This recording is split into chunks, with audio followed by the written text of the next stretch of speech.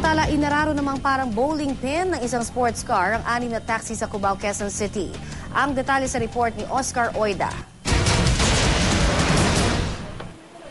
Nagmistulang mga bowling pin ang mga nakaparadang taxi sa baging ito ng EDSA Cubao, Quezon City. Makaraang suyuri ng isang rumaragasang sports car, mag-aalauna ng madaling araw. Aabot sa 6 na taxi ang napinsala, kung saan ang pinakamalalang sinapit ay ang airport taxi na ito. Galing labas, mabilis yung takbo daw.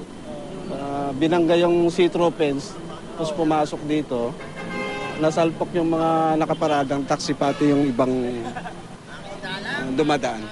Sugatan din ang driver na naturang airport taxi. Nanoy nagbababa na raw ng mga bagahe ng kanyang pasahero nang mangyari ang aksidente. Ang pasahero niya, kung di raw agad nakababa, marahil ay nadali rin. Mabuti na lang nakalabas ako nakalabas po ako ng sasakyan, pero yung si driver po nga namin, na-hit niya kasi kinukuha niya yung luggage sa labas.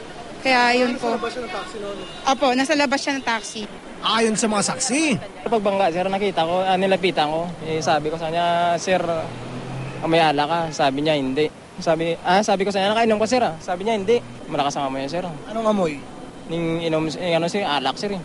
Ang mga sakay ng naturang sports car kinilalang sina Adam Green at Safwan Sobhan na ayon sa kanilang abogado ay mga Briton. Tumanggi sila magpa-interview. Pero handa naman daw silang panagutan ang aberyang kanilang nilikha.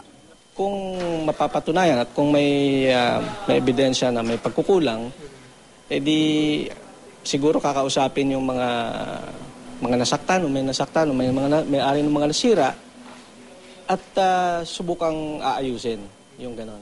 Otherwise, we'd have just to go through the process. Ito ng balita sa Quezon City, Oscar Oida reporting.